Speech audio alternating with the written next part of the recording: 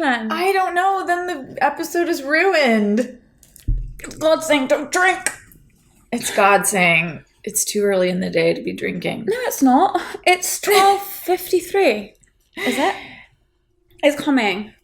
Okay, we're almost there. We're almost there. Hang on. Hang on. We can't Now get the... I'm laughing. Let's start it here. We can't get the bottle of champagne open. All right. Is it? No, it's like it's almost there. It's almost there. God, I'm weak. It's happening. I refuse to be defeated. All right, get it. Come on, one last big breath. Yes. Happy 20th episode. Okay, give me a glass. Wow. There we go. Here we are. We nailed it. Now we're celebrating. Oh, this is so sweet. Our 20th podcast episode. This is adorable. French fries, Wow. strawberries, and champagne that Annabelle doesn't drink, and I don't like champagne. So cheers. Cheers. Love you. Love you. Mmm. Oh, that tastes good. Mm. Oh, I've quite missed that. Mm. I will be watching you. No second glass for you. Well, I'll be shit-faced It's if been I a had while. 2 glasses. Now I have to do my toast. Okay. So I'll get a... Okay. Okay. Cheers. Cheers. French fry cheers. It's going to be lots of ASMR. I'm eating french fries. All right. Another French fry cheers to... We'll keep that cork. French fry cheers to Ryan's birthday yesterday. Oh, yeah. Happy birthday, Ryan. Happy birthday, Ryan Brady. And then also we should do a champagne cheers to that. Happy birthday, Ryan. Happy birthday, Ryan. So tell me about your day yesterday on Ryan's birthday. Well, honestly, the anticipation of it nearly killed me, quite frankly. Mm-hmm. That was almost worse than For how long? the day itself. How many days before did you start revving up for it? I think it had been going on for weeks. Mm-hmm. Since the middle of April. Knowing like, whoa, it's coming. And then Max's birthday came through. That was really hard. Way harder than I thought. I feel like you learned some lessons on Max's birthday did, yeah. that you were able to apply yesterday. I did, you're right. Good point. I think I thought I was going to be all joyful on Max's birthday and just like, I've been really trying to embody peace, joy, acceptance, moving through this thing, facing it, living for them in a way. Obviously for me, not in an unhealthy way, but juicing life. Mm-hmm. And I so wanted to do that on Max's birthday and I couldn't. I really wanted to, but I just felt under it. So I went and got a bikini wax and then I came here. On Max's birthday. Yeah. And you said you were alone in the house. I was here and it was so quiet. Yeah. And that was really hard. That was hard. Because the house should have been filled with noise. We would have had a huge party. And it was just missing. It was just quiet. I couldn't even be fucked to make myself dinner. I just sat on the couch and it was just like... and then a friend of mine had a really interesting experience of Max's birthday. Max's best friend, one of them, she was getting loads of messages, hundreds of messages saying, hey, I know this day's probably really hard for you. And she it was an interesting lesson for me because she said to me, it wasn't hard for me. I took it in my stride. But then I was getting all these messages from people telling me how hard I should be taking it. And then I started questioning myself, is there something terribly wrong with me? So that was a great lesson for me because I was on the other side from her. I was taking it really hard. And she was feeling focused, disciplined. She had plans at night. She went to the hairdresser. She was like, look, I'm going to do today. And she did really well. But the messages sent her in a spin because everyone was just like, oh, oh my God, you just must be on the floor. And then so she thought, what's wrong with me? Why am I not on the floor? So I'll never now, moving forward, assume or take a tone towards an anniversary like that. I'll never assume. I think I'll just say something sort of affirmative, supportive and loving, not assuming that you're in a puddle on the floor, because not helpful actually, probably. Oh yeah, so I think people do that a lot, don't they? Where they'll go, God, you must be so upset over blah blah blah. Okay. Yeah, I am. Or the opposite. Not helpful. Today somebody said, oh, my daughter just got married. I have a new son-in-law. And I wrote back and I said, oh, congratulations. You must be so happy. And then I added, I hope you like him. Yeah. Because I don't know. It could be a nightmare. Mm-hmm. But people just assume they put their own... Yeah. So it was really interesting because her and I were going through the same thing, but she was going through it in a totally different way. And it reminded me of at the beginning when the conversation about people sending flowers and assuming that that's what you're meant to do. And I think it's just time to rework the grief model. We're not assuming that everyone's in a puddle on the floor. We're not assuming we're doing the black veil and gloves. We're not assuming that you just send flowers. Like, let's just get a bit more imaginative now. We've done it with everything else. Yeah. You know, so I think it's time to do that for the grief experience. So I won't be doing that moving forward for other people. And what I did yesterday for Ryan's birthday was I didn't know how I was going to feel. I know that for 3 days leading up to it, I was exhausted and I napped every single day. I haven't taken a single nap since the crash. Really? I've laid in bed, but I've never once fallen asleep in bed. What you did yesterday? For 3 days, leading up to Ryan's birthday. The deepest sleeps. Really hard to wake myself up from them. So I gave myself about an hour and a half. Because you were... exhausted. Yeah. The anticipation of this day coming towards me. As I said to you before we hit record, I have felt like, you know in those videos online on the dodo where they trap a wild dog in a cage to try and catch it from the woods or something, and it freaks out. Yeah. And it's like bucking around the cage and going crazy. Or like a wild horse in a pen.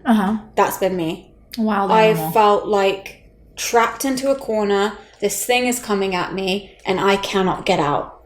There's no way out but through.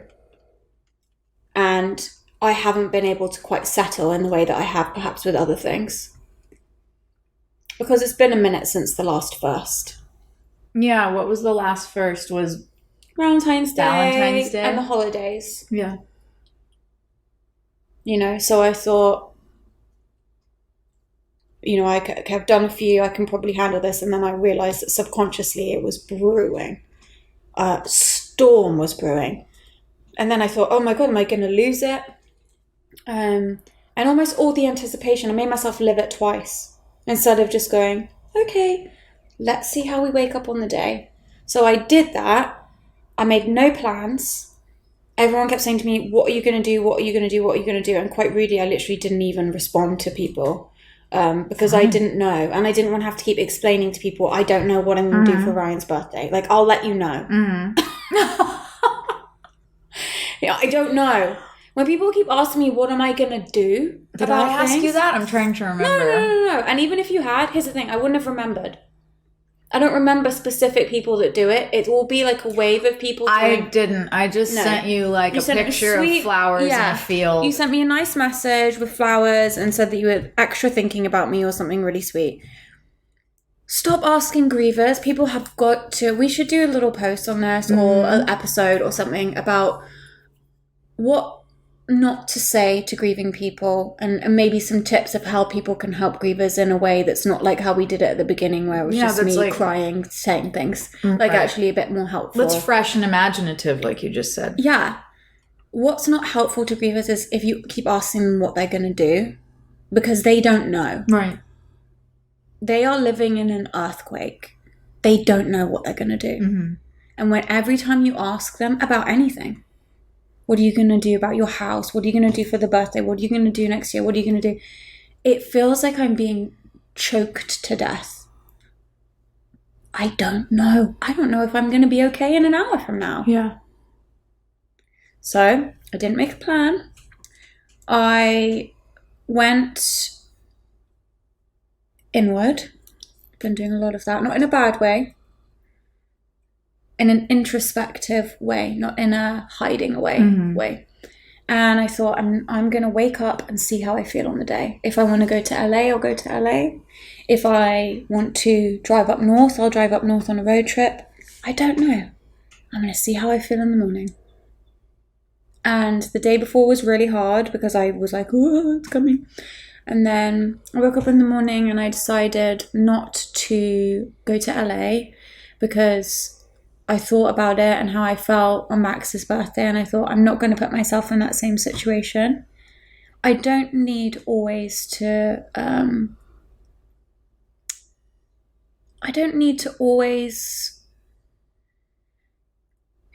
the wound. I don't need to like flush the wound all the time.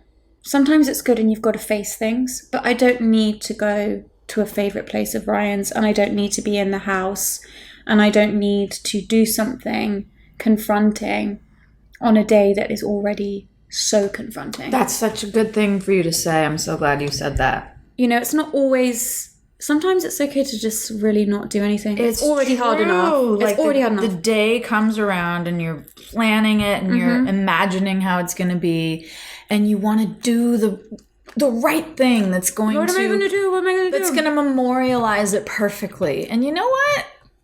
Nothing ever will. Nothing ever will. Nothing will ever. Just do whatever you want to do in present time. So do you want to know what I did? What? I woke up, I got a bikini wax on both of them. Again? Oh my god. Afterwards I realised that I had done it on both their birthdays, and I texted my friends, I'm like, what does that mean? Yeah, what is that? My pussy on both of them. Because to me that's torturous. So were you... No. Was it like... I think it's just me trying to be like, I feel good. Taking care of myself. I got my pussy on. Ready to go. Ready to fucking ready for rock. life. Ready to rock. Mm-hmm. Slightly bruised, but ready to go. Mm-hmm. That's my motto. That's my motto for... And where do you end up next? And then I went to my, that Italian coffee shop that I love to go to. Mm-hmm. And I thought, I'm going to go there. I always keep a pair of sneakers in my car. So I thought, I'm going to go there, and then I'm going to go for a walk. So I went, got my coffee. And what's funny is, my waxing lady is a dear family friend of ours. She lost her husband when she was 30. Really? So we talked about it. And part of me wonders if subconsciously that's why I went there. Maybe. How did she lose her husband? He was sick. He had something wrong with him. I think it may have been cancer. And she took his child on as her own, raised her. Wow. Yeah. And then she went on to marry again in later life and had another child. And she's wonderful.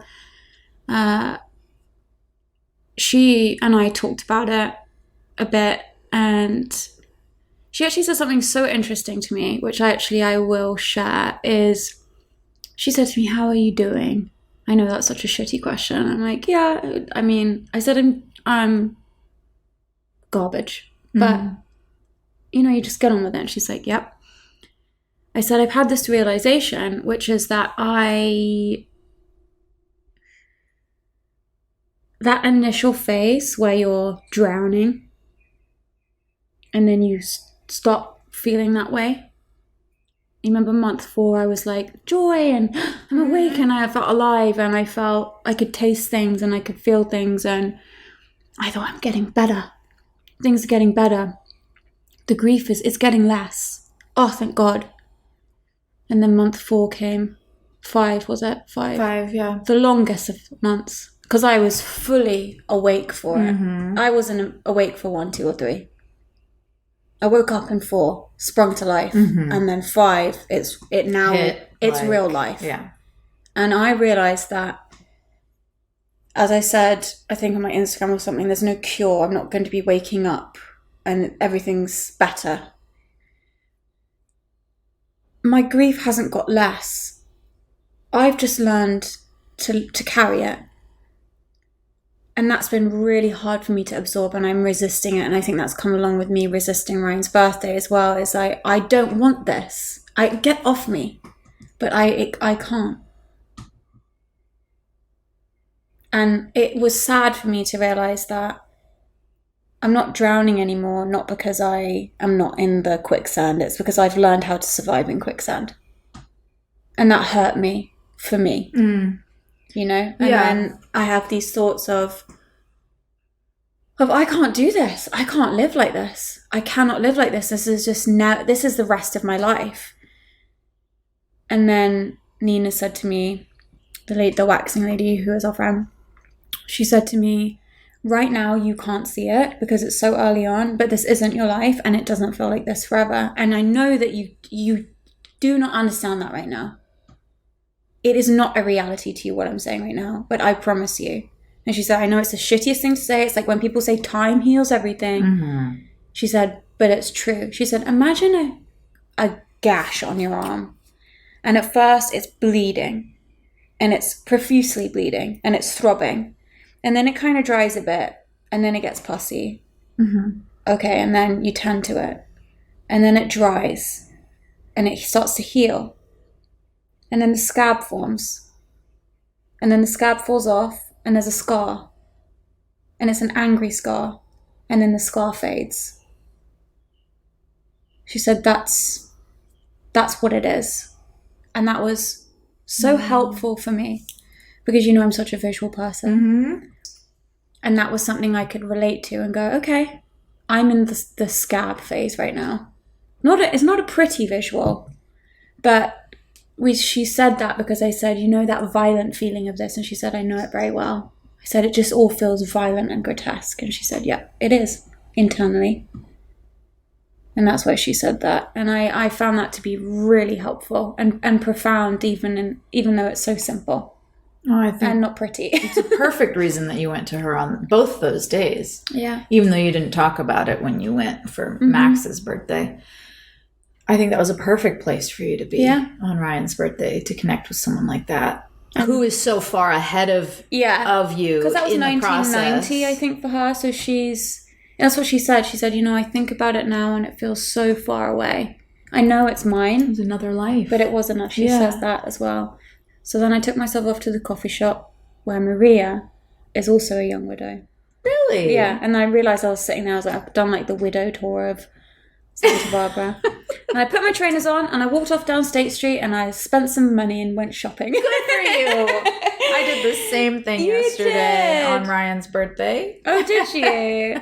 Yeah, I bought some really nice things. Good. And they were really beautiful special items. I didn't just get shit. I got some really special vintage designer things. Oh, good. And I thought, is this the right thing to do? And then I thought, what am I going to do? Lay in bed and cry all day? I'm going to sit on the beach and cry? No, I'm going to go and go for a walk. And, I'm mad as talking to people and just being weird.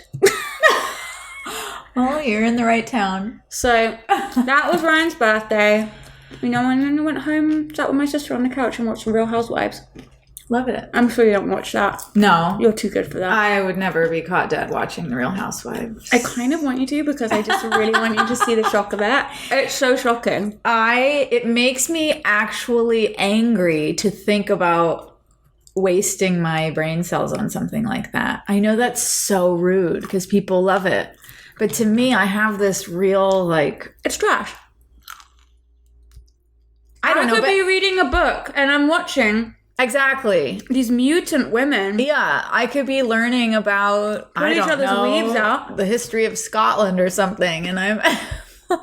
I'm learning about the history of New Jersey, baby. I do have to say that when you do sit me down and make me watch things, I actually get really sucked in. Bachelor, you loved it. We watched the whole Bachelor. You loved not the whole thing, but. And now you're going to make me watch Gossip Girl next, apparently, because the reboot's coming out. Guys, that's the thing we're going to do. I've never seen Gossip Girl, and she's making me watch it from the beginning. But we made a deal, remember? I only have to watch the first season and the last season. But you have to watch a middle catch-up. And then, I don't know what, the first episode from the seasons in between or something. Okay, everyone who watches Gossip Girls knows that this bitch is going to watch the first season and be obsessed. I will make a bet with you right now. And I won't lie. Like, if I'm into it, I'm into it. And I lost the bet. Fair enough. Mm-hmm. But let's make a bet. Okay. What do you want to bet? Plate of French fries. You have to buy me a plate of French fries from a restaurant. Okay, done. What do I have to buy you? The same? 'Cause Yeah. that's our favorite. Yep. Whoever loses has to buy the plate of French fries. You're going to love it. What am I going to make you watch? Oh, God. I'm going to make you Something watch. That's like black and white with subtitles. It's going to be really boring. I'll have to think about just this. so like educated and cultured, and I'm just like watching Real Housewives. So, is there anything else you want to say about Ryan's birthday? Because I mean, I literally could talk about Gossip Girl with you all day, but let's save that for the I'm just trying to get you off of Gossip Girl here. But that was the birthday, and I was thinking, I can't remember, I said to you just before we started that we should, at the beginning, should do like, you know how they do vibe check on TikTok or whatever it is? Yeah. We're old, so we don't know about that. But I'm not on grief TikTok, check. but grief check. My grief check. And I want to do a grief check for you because you were mourning the loss of your kitty. Yes. And we had a really interesting chat about this earlier. And it's brought up some interesting things for both of us. Mm-hmm. Your grieving process and how you felt that you can't really talk about it here. Right. Because of Ryan and Max. Yep. And that kind of made us start talking about some really interesting stuff. Would you like to tell us how you feel? Yeah. It just passed the 1 month since my cat died. And for me, this has been a devastating loss in my life. Mm-hmm. Completely devastating. That's my life. Yeah. Everyone's life is different. Yeah. And I said something to you this morning because I was having these thoughts that I thought were interesting and I didn't want to keep them inside because you and I try to talk about everything that we're going through along the journey of this podcast. I had come to feel uncomfortable with sharing here. Yeah. Because about my grief about Ivy. Because it felt really stupid in comparison to your grief over losing your husband. Mm-hmm. And so I was not talking about it. And then it started to feel like I was just showing up for you in your grief, but you weren't able to show up for me in mine. You didn't do that. Like I said to you before we were recording, it has nothing to do with you. You're completely here for me through the loss of Ivy. Mm. You have been from the beginning. But just what my mind was doing was comparing the grief against the other grief. Yes. And that's what you and I realized was that people compare grief. They compare everything, really. Everything. But someone will, there are listeners who think that my grief about my cat is boring or not appropriate. There are some listeners that think that you're talking too much about your grief. Yeah. I'm just saying. Yeah. Everybody probably has different opinions on it. Yeah. Ultimately, this is between you and I. We show up here every week to talk No, it's all fucking shows. each other. Talk about whatever we want to talk about. I could care less what anybody has to say. But I'm the first one to say that my grief against yours, I understand the difference, okay? Yeah. I'm not crazy. Yeah. There is a perspective to this. Yeah. I haven't lost a husband in my life, so I haven't felt that level. My cat was with me for 14 years, and she was the closest thing I've had to a child, to whatever, And we all are experiencing grief in our life from what we've experienced so far in life. Yeah. And you said this, that grief is not different from any other grief, but we've all had different experiences. Yeah, not every death is the same, but grief is grief. Grief feels like grief. Yeah. And I think that's something that I found really interesting. And as I said to you earlier, your grief has been on my mind, and I haven't exactly known how to approach it with the show either, because we talk about Ivy and we check in and we have our own private conversation. But I did have, different feedback from people, and everyone, like you said, and I've said, is not everyone is gonna. There has been equal feedback from people saying, "I'm so sorry, Lucy. I'm so devastated for the loss of your cat." And sharing their stories about their animals that they've lost. As there has been people going, I tuned out when Lucy was talking about the cat because it's not interesting to me. And vice versa, by the way. About your end of it. Yeah, I'm sure. I've had people say the same thing to me about, can't you guys move on from this already? Jesus Christ. I'm just saying, everybody comes at it from whatever set of rules they have in their own life. If you're hoping that we're going to move on from the conversation of grief, you might want to listen to a different show. You might want to go off and listen to the Joe Rogan Experience or something. Listen to something else because that's not going to happen. Exactly. But you, a feedback I got that was negative really made me think, because I obviously feel protective of you, and I don't want to expose you to people's negativity when you're in such a fragile place. I also don't care what people think. I literally don't give a fuck what people think about how you feel. Well, the comments I've gotten over this past month since she died quickly led me to stop talking about it. You had negative comments. People say things like, "Oh, well, you'll get another cat." Oh my God. Or they don't. They do. That's so weird. Or just subtle ways of letting you know that you should be getting over it already. And I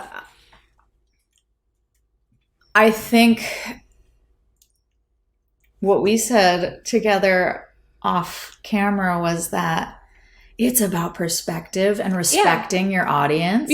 And knowing that your perspective is not the same as everyone else's, and never assuming that you've had it worse than anyone else. No, definitely.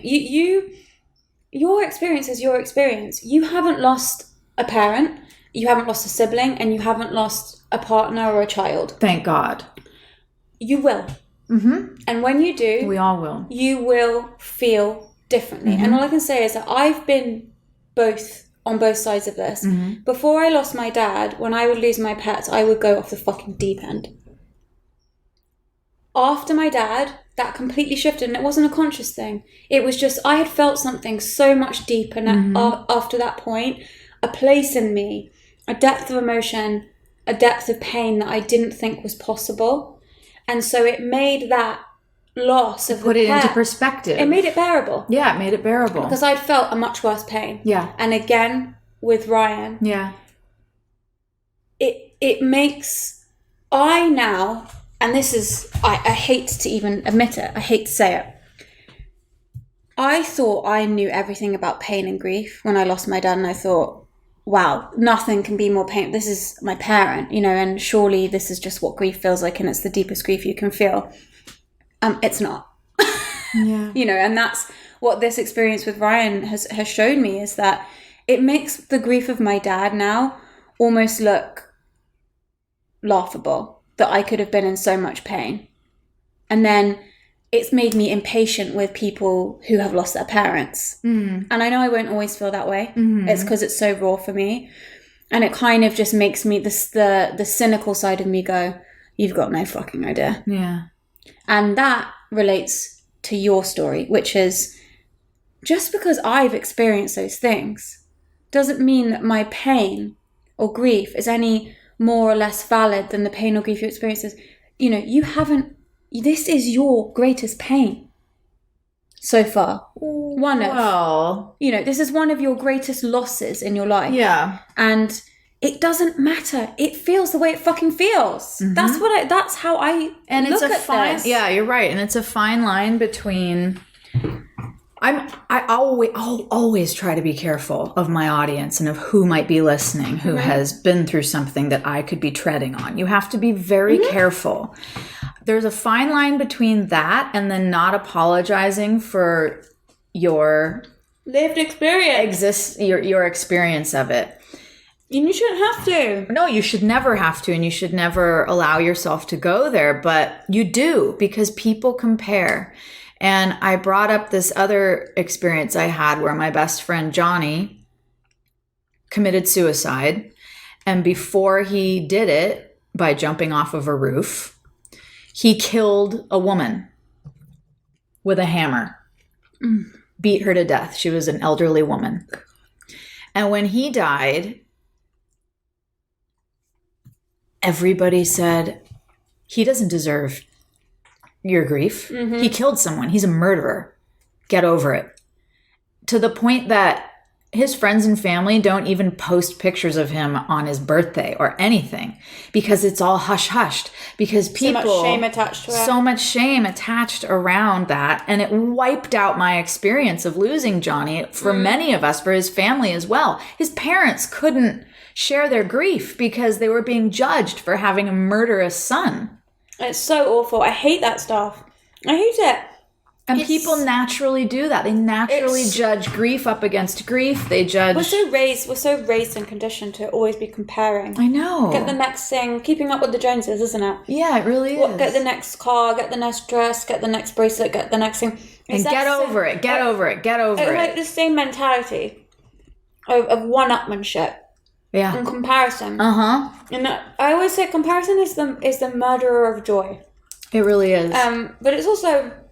in situations like this, that are not about joy, that are about pain, comparison is like a disease. It's no one is saying that the death of Ivy is comparative to the death of Ryan Max. I would never say that, nor have I ever felt that. No, but you are in pain. Okay, devastating pain. Yeah. What's the problem? You're in pain. You can be in pain if you want to be in pain. If you need to be in pain. Mm-hmm. Take the time you need. Are you going to go screaming from the rooftops about your cat that died? No, because you're not a fucking idiot. You're respectful. In the same way, like we had the conversation before, even I, in my situation, have had a couple conversations in the last few months with people whose shit is more fucked up than mine, and gone, wow. Here's me walking around feeling like I got this pain. Some people's shit's more fucked up. Always. My guys died in an accident. Mm-hmm. It's tragic. They both went at once. It's decimated our lives. But some other things happen to people that are. And it's quite shocking when you have a conversation with someone who doesn't put their life into perspective that way, who thinks that their problems are the worst problems ever. And the biggest and the most important. And I have some people that are in my life that do that. And every time I have a conversation with them, it is shocking. I am left with my mouth open. It's that you could be that clueless, that you can't look outside of yourself and put things into perspective. What is that? I just think it's self-centeredness. But it's got to be more than that. It's so... It's not, I think it's not having an awareness of the world around you. Is it not being curious about others? Do you notice it to be a type of person? I know this is a thing. I can't think right now. If we took a commercial break and looked it up, we would find out why. It's a totally legit study of, I think it's a type of person. And there's definite reasons for it, which have to do with sociopath. Is it just a narcissist? And narcissism. Yeah. So, not everybody's a sociopath, but we all have narcissistic tendencies. Yeah, it's healthy to have some degree of narcissism, but I don't know what that is, but my first thought is this is a narcissistic trait, and narcissists are lacking in empathy. Yeah, but why? And they lack objectivity. And they see the relationships in their lives and the people in their lives as extensions of themselves. That's exactly like it. Accessories. That's right. So that's a narcissist. That's right. And have I told you about this book? Why Is It Always About You? No. Great book. You can read it in a few hours. I can't wait. It's about narcissists. I'm gonna buy it for a few people. Yeah. No, honestly, when I read it, I was like, happy birthday. When I read it, I was like, I'm gonna send this to a lot of people. And I realized these frustrating patterns I was seeing with people in my life were narcissistic people. And I realized how many people in my life were narcissists. And that there's kind of inverse narcissism where you're almost so self-deprecating that it's narcissistic. Yes. So I wonder... Because low self-esteem is ego also. People think it's not, but it absolutely is because it's your heads up your own ass. So I wonder if maybe this is what this is. I saw a meme the other day which got me so riled, and I read all the comments on it because I was like, oh my God, this is so interesting. Which was... linked in with the conversation that you and I had about how you feel over-explaining, why do you do it, and the stuff that we put on our Instagram yesterday. I was shocked at people's responses. So it was kind of Good interesting for you that guys. it came up. Yeah, very good for you. Thank you for sharing.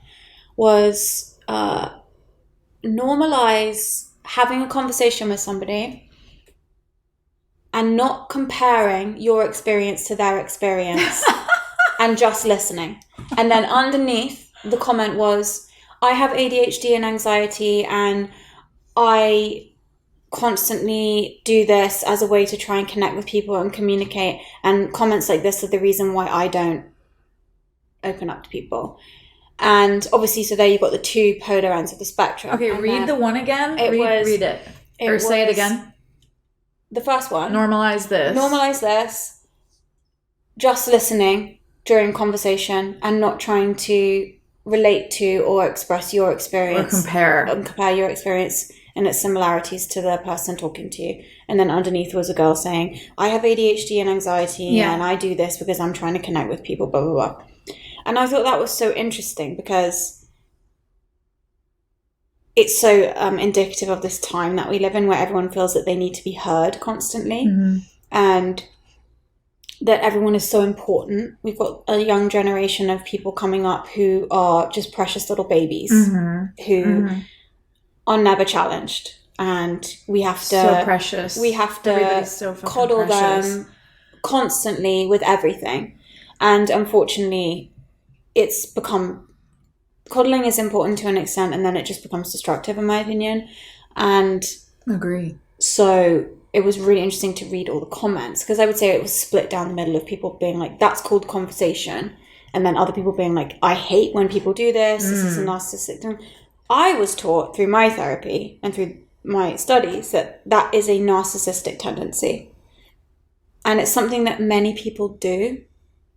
And you have to check it. I do it sometimes too. And I check. Oh God, me too. I check myself and I go, nope. Just let them finish. Yeah, like you're comparing and then you just waiting for them to finish so that you can go, well, me too. Exactly. This podcast is a great way to work on that. I work on that all the time on this podcast. I'm constantly doing it. I'm constantly waiting for you to finish talking. I'm never going to finish. I wish I was. I'm kidding. Everything you're saying is right, and But it's so interesting because I think it ties into kind of... It does, because what I'm going to say is, at the same time that I'm saying, oh, I want my podcast to be a place for me to share my grief. Also, I don't need to share my grief here because I just don't. Like, I don't need to share every little thing. Exactly. I might not want to. And if I do, the perspective has been good for me to go, you don't need to be the center of attention with your grief because... And neither does Annabel. You're not trying to share 1%. You're not trying exactly. We both share 1% of what's really going on in our life. So, and it's a give and take. We show up for each other week after week and update each other. I feel it's pretty balanced.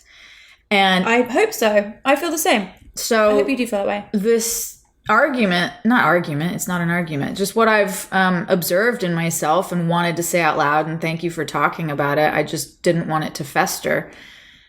Has also had some really positive sides to it too, about keeping that perspective, about knowing that no matter what it is in my life that's so terrible, just listen to other people.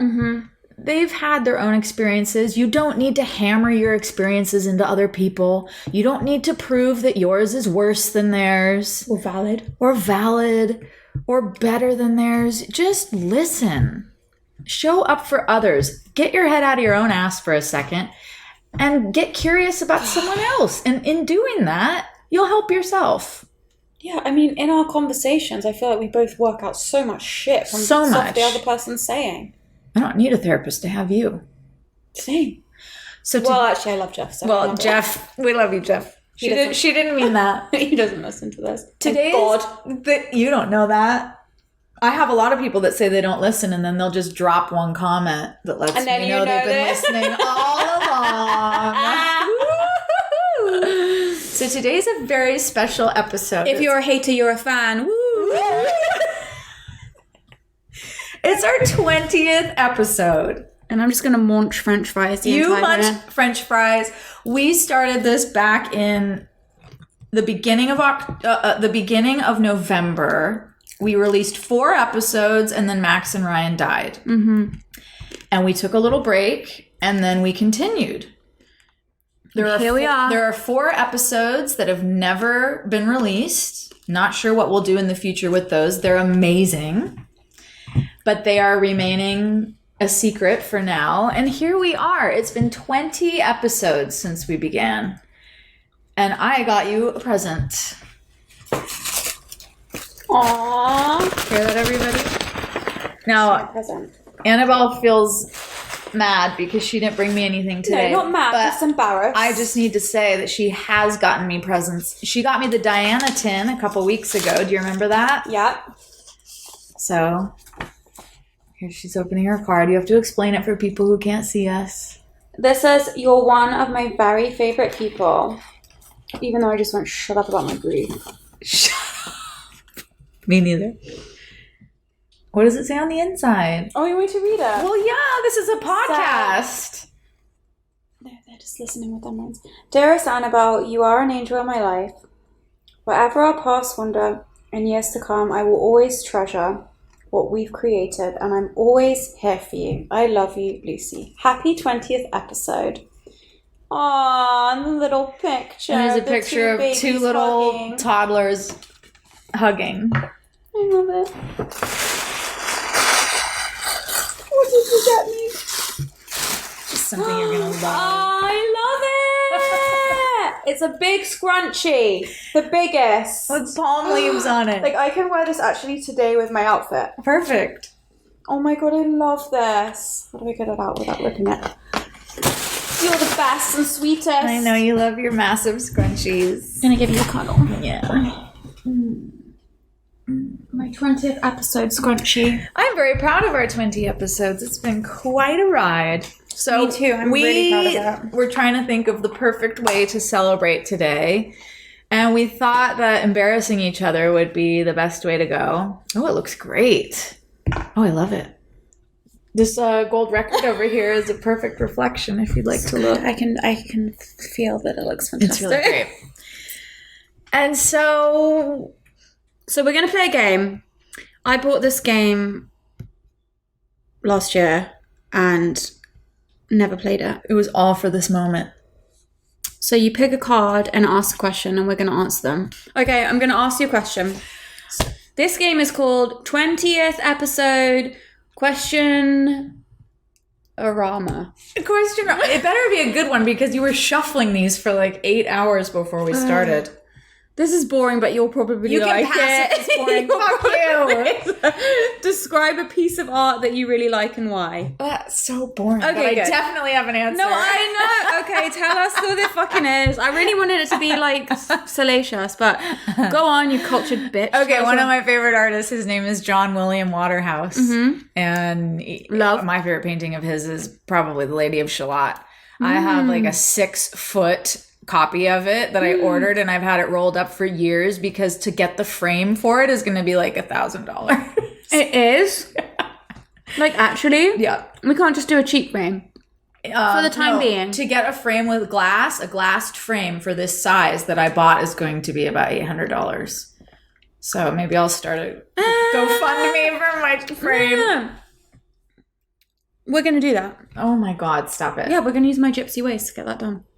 No, I think we can do it for less than that. What, are you going to steal a frame? I'm stroking my beard. Thinking of My ways. turn. All right. What? That's so boring. What is that? No, I'm not even going to read it. Okay. I get a redo. Okay. No, that's horrible. Just go from the middle. Like You know what? I'm going from the I'm going from the middle. All right. I can't pass this one. I have to do it. Ooh, okay. If you had to live somewhere else, where would you live? Oh, for fuck's sake, stop asking me these questions. It's like the universe just won't leave me alone. Come back in a year and ask me. What's the question? If you had to live somewhere else, where would you live? We all know the answer. It's Amalfi. God. Yeah. Right? I don't know. Answer me another one. That stressed me out. Dude, you're actually having a panic attack on the... Okay. Oh my God, no! I can't ask you this. This is the worst. But you said Ryan bought you this? No, I bought it for Ryan. Get this. On our anniversary. For you, what would be a good death? Whoa. Well, you know what's crazy? It's just before the boys died, they both agreed that driving 100 miles an hour, Are you kidding? going in a car crash instantly would be the way that they'd want to All right, well, I mean, I just took the middle of this deck out and pulled the first two cards, and those were them. They said it was the way to go.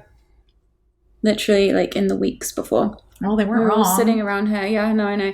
My death would be... I've already planned it. What is it? Well, there's 2 deaths Are you going to let me know before it happens? There's 2 deaths I've planned. One is What are you, James Bond? my boring, normal death, which is going to be... I'm going to be really old, like 100, and I'm just going to fall asleep in my chair by the fire and never wake up. Love it. And then my dramatic death, which is if I can't cope in this world anymore, is I've got like a whole thing set up where it's going to be like a murder-suicide. There's going to be a human sacrifice. I'm going to put Ryan and Max's album on repeat in the background. Who's the human sacrifice? I'm going to project like really weird stuff on the walls, and me and my friend are going to stab each other. Who's your friend? Maybe you guys shouldn't hang out anymore. I'm going to have to look at your friend. We're going to do a ritual spell. It's going to be flowers, candles, projections. That's like every night for you. That's what you do every night. With a murder-suicide. Wait a couple years, please. Until my wedding and stuff, you know. Yeah, I'll do it after the wedding. Okay, great. And baby, if there's one coming. Good. So like through like after do it it's a toddler. So that my kid can meet her Auntie Annabelle, please. Well, especially she doesn't remember. Yeah, you can just get a picture together, though. Yeah, paint a picture. Make things really good. Next question. Do you think there's any truth in the lines, they fuck you up, your mum and dad? They may not mean to, but they do. Yep. Well, I think we both know the answer to that question. And next question. Wait, do you want how many more than one? Because I asked you like 10. Yeah, let's do another one. Okay. 2 each. Wait, should we get back to... Should we be disciplined about this and do one to the other? Yeah. I love this for you because I feel like it's true. Space. Mm-hmm. Are you reluctant or open to bringing together people from different parts of your life? No one from any parts of my life meet each other. It's called compartmentalization. Look it up. No, we're not moving on that quickly. I'm sorry. Absolutely not. My idea of hell is being at a party with like all areas of my life in the same room. You know it's so much worse in your head than it actually is in real life. You know that everyone just really gets along and has a good time. Well, that's why there's going to be a lot of alcohol at the wedding. Some people will become best friends as a result of it, and some people will become acquaintances. Some people get in fist fights. Some people get in fist fights. Some people have hookups.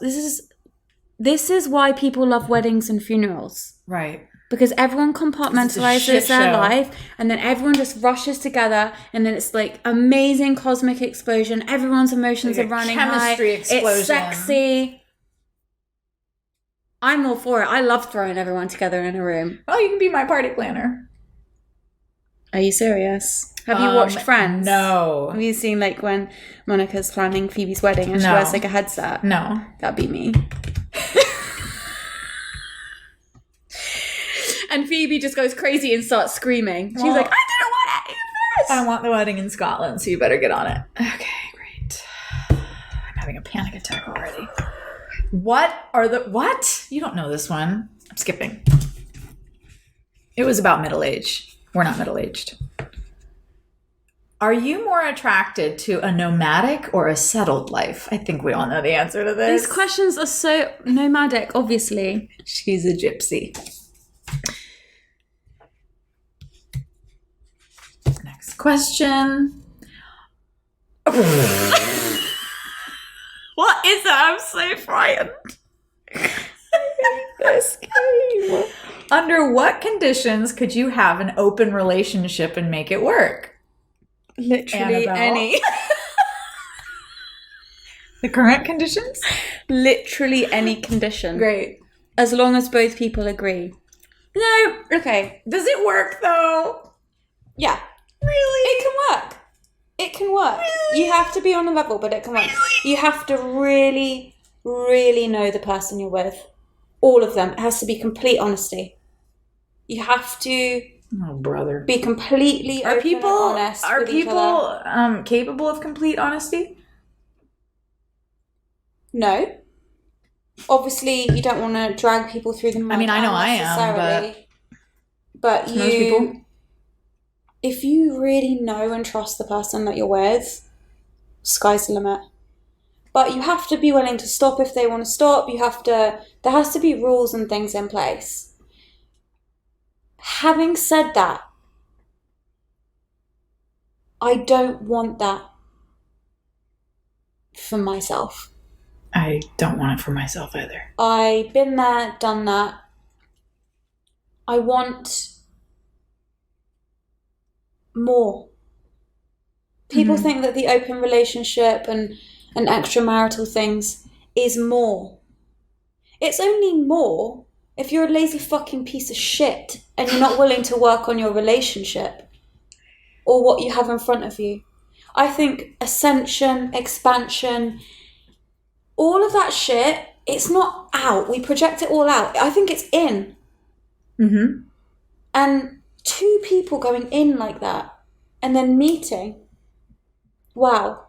But that takes work. It does. And it takes many ego deaths. It takes a lot. And if you're willing to do that with your partner, I think you can have a really healthy, lasting, monogamous relationship. Yeah. I think the reason people get bored and fuck around or don't fuck their husbands or wives or whatever anymore, or get fat or get lazy or, stop buying each other presents and all that stuff is because you just get complacent. Yeah, you take each other for granted and you stop being curious about your partner. You've got to be curious about your partner, about the world. About yourself. Yeah. You've got to evolve. And yes. if you're not evolving all the time, you may as well be dead. In my opinion, anyways. If you're not moving forward, you're moving backwards. There's no such thing as standing still. No open relationships for me. Or me. Next question. The next man I trick into liking me is going to be all mine. Yeah. And all the other girls. Well, maybe it might be a woman, actually. I could never marry women. I'm not attracted to... We all know I like women, but I just don't think I can marry one. We are a handful. Imagine me and another woman in a relationship, a marriage. Imagine two people who aren't gentlemanly with each other. Because women were never taught to be gentlemen. They were taught to be bitches. Oh. What? Spicy. Can adultery ever be acceptable? I think this means, can you forgive? Boy, have I been through the ringer on that one. I have tried in many instances to make it forgivable, and the bottom line in my experience is that no, it is never forgivable, because once you cross that line, there's no going back and it will never be the same. You can lie to yourself all you want, but you will never ever feel at home. Do you think? I think so.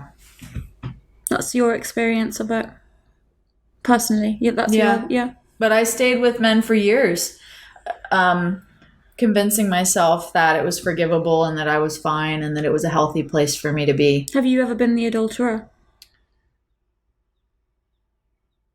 Not in a serious way. The two things come to mind. One was that I had a serious boyfriend and I got into a situation where I was at a party in a hotel room with another guy. And it got to the point where we were going to kiss. And I got so upset that I went home and I ended the relationship with my boyfriend. Because you saw it as a sign that your relationship was so and I was just too cowardly to confront that. So I was about to create this scapegoat through the cheating. Okay. Which I think many people do. Classic move, yeah. And the other time was with a boyfriend. We went on to be serious, but this was in the beginning of our relationship. And I hooked up with someone else. And I went to him and told him. And I said, I know we haven't had the boyfriend-girlfriend talk yet, but I hooked up with someone else and it really bothered me. And I just wanted to come clean with you because I feel like we are going to be together. Yeah. Not to make myself all noble or anything, but I haven't been the straight up cheater. Cheating doesn't appeal to me. It's not exciting to me. It doesn't tickle my fancy. What do you think? I really want to believe it's forgivable. I think I'd like to be forgiven. If I got myself in that situation. Well, yeah, of course I'd like to be forgiven, but would I forgive? No. Oh my God. Do as you would be done by, Lucy. Well,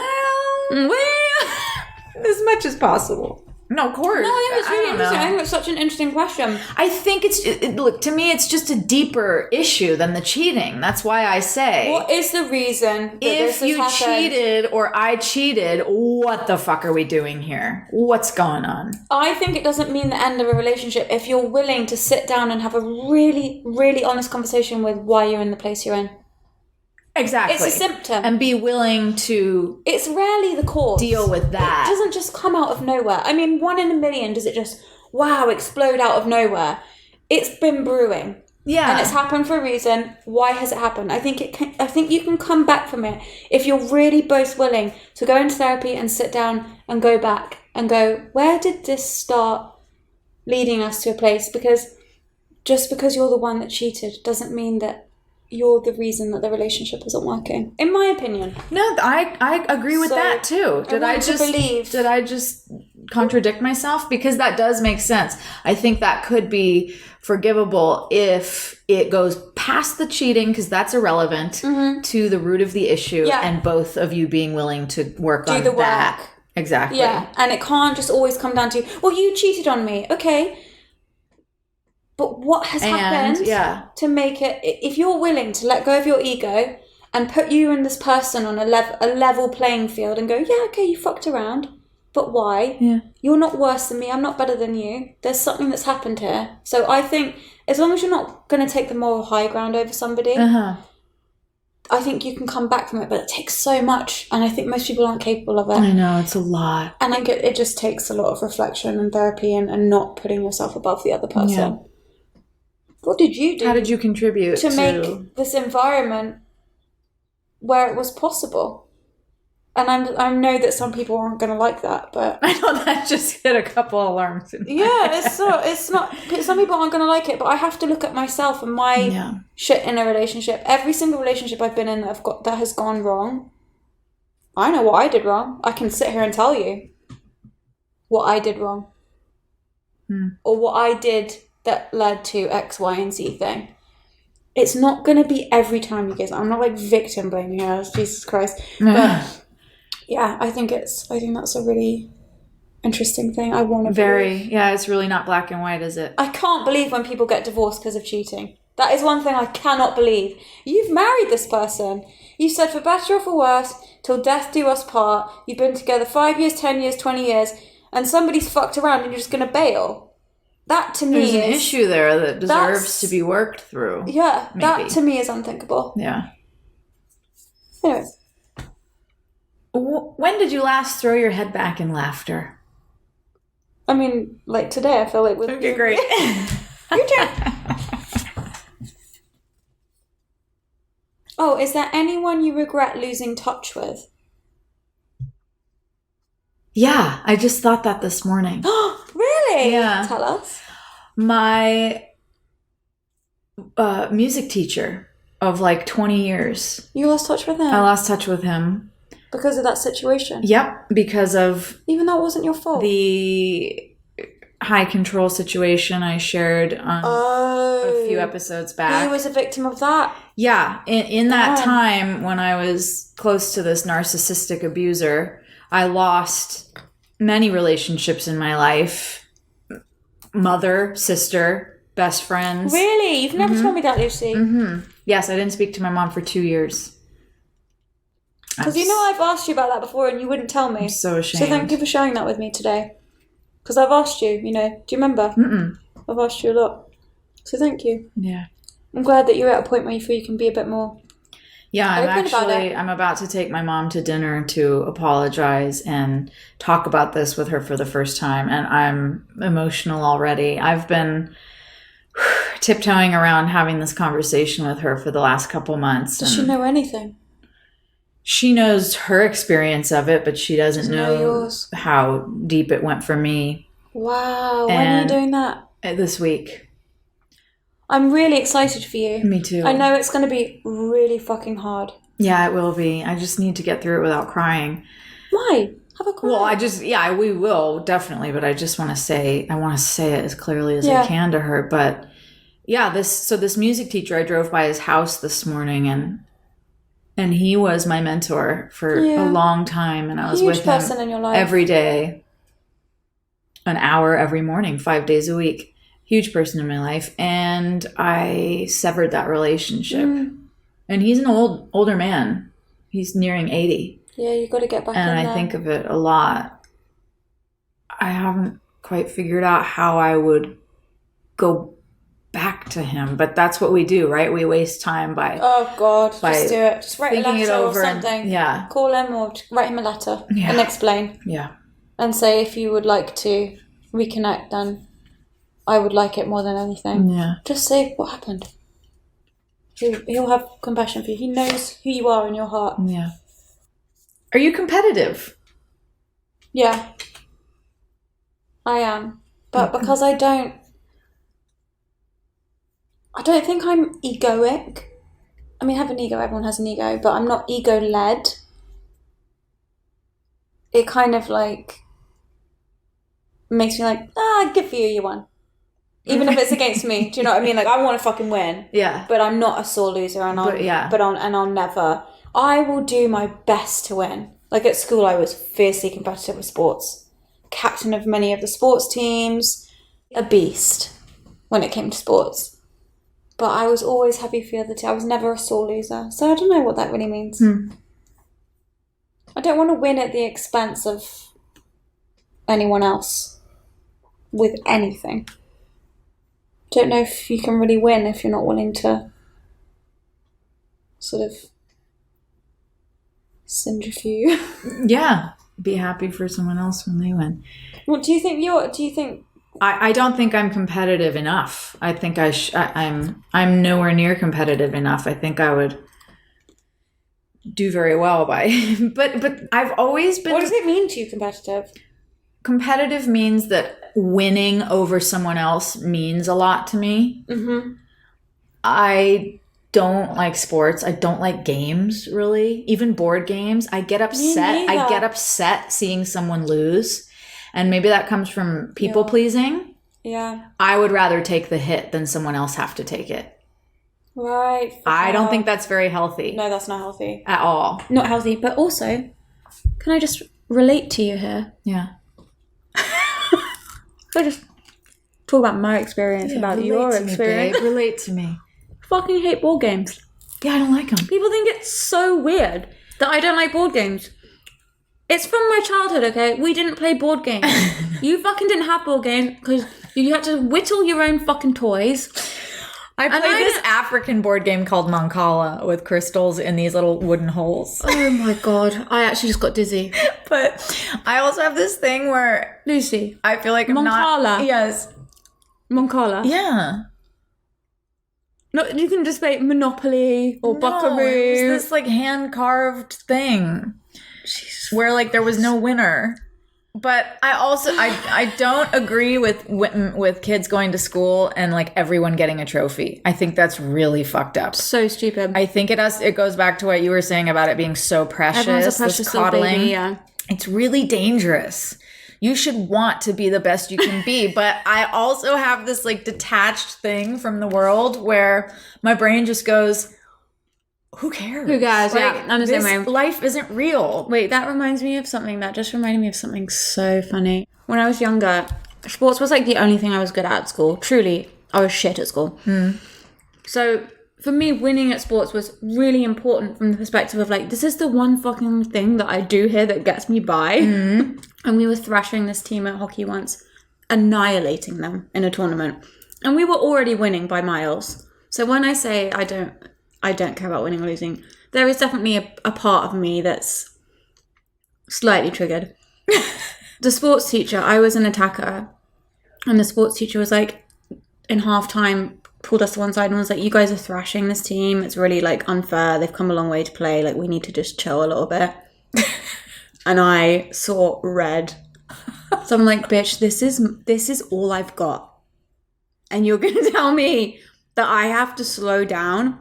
So she's like, yeah, Annie, and I'm going to put you in defense, back by the goalie. So I just started scoring goals from defense. You're not going to fucking stop me. I love it. Yeah, I don't think this is a black and white question because there's moments in all our lives where we've been super competitive or where we haven't. I will thrash you.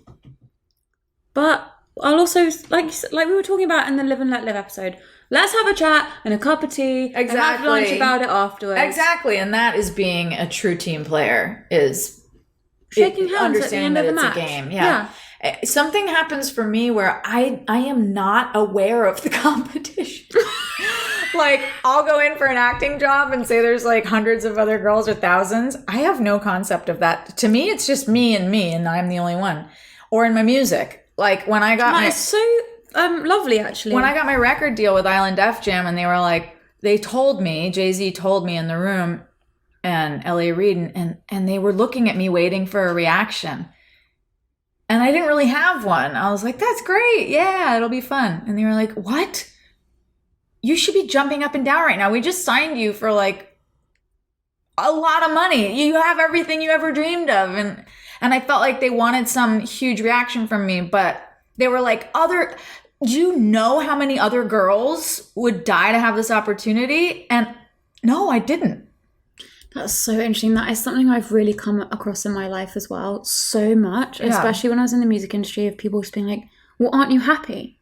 Because I haven't had this kind of demented response. Exactly. Like, yeah, I'm unbelievably happy. Right. But my brain, I didn't beat out every other girl in the industry to get that, because I am my own competition. And interesting. And and so there's no desperation to like win anything.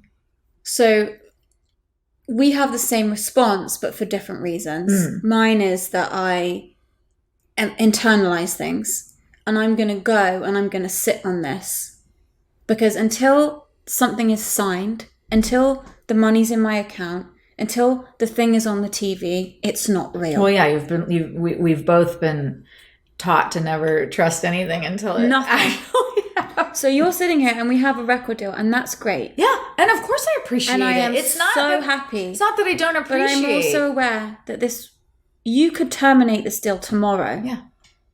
So I'm not going to jump around like a clown and be demented for you, so you can get your little thrill of your God complex of changing my life forever. Exactly.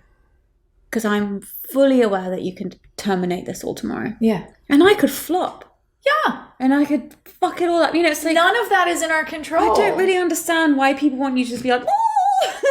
Like, okay, whoa. And I hate seeing people like that as well. Yeah. It's I find really it not so, truthful. I don't like it. I'm just like, please calm down. I know. This is very undignified. Yeah. Just curtsy and say thank you. Back out of the room. So I could play this game with you all day, but we got to wrap One last this up. question. So one question each. I don't want that. All right, pick till you get a good one. Pick till you get a good one. Nope. Oh, okay, this is cute. Okay, no, that one's boring. Oof, it's a rough one. All right, ask me that one. No, come on, you gotta split the deck in two and the next one you gotta pick it. Okay, last one. Here it is. Okay, go. What's the best evening you've ever had? Isn't that a nice What? Oh my god. The best evening I've ever had? You have to answer it next week. You're going to have to really look through your journals. Yeah. Does anything spring to mind? What about the fuck fest you definitely had after you got engaged? I was gonna say the evening after I got engaged was probably the best.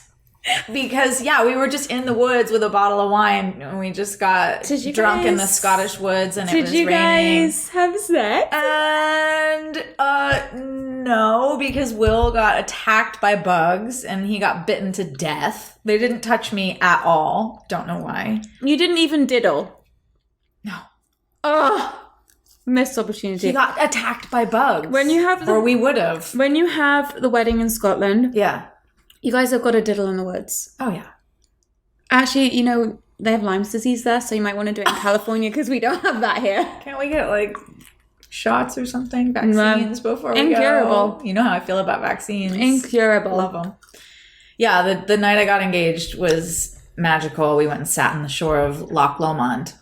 And, yep, it was magical. And you had a drinky. We had a bottle of wine. We just sat smooched. there, smooched. Oh. And then we had such a long drive back because it was in the Scottish Highlands and he lives down near Manchester that he... You drove back that night? Yes. Wow. I know. Kind of romantic. I know it was. He hallucinated on the way home and he saw a tiny little dinosaur hopping up and down on the freeway. I said, we're only two exits from home. Just hang on. It was great, though. It was magical. And your final question of this 20th episode extravaganza is... Would you prefer a view of a desert or of the sea? The sea, obviously. And why? Because I'm a Cancerian. I'm a crab. I like to be by the sea. I like to look at it. Scuttling around. I like to hear it. I like to feel it. I like to feel... musty by the sea. Well, I wish that for you this week. I might actually go to Carmel. Musty by the sea. Oh, yeah. Okay, let's have a final cheers. Thank you to our listeners. Thank you to our listeners. On this 20 episodes. We love you, even though we're crazy, and also you guys are crazy. Also, we're never going to stop talking about grief. Literally ever. So just, don't come back next week. We don't care. We tell them every week not to come back. We'll be here either way. Either way, we will be here. Cheers to that. Cheers. Love you. And who am I? That's not a secret I'll never tell. You know you love me. XOXO. Gossip.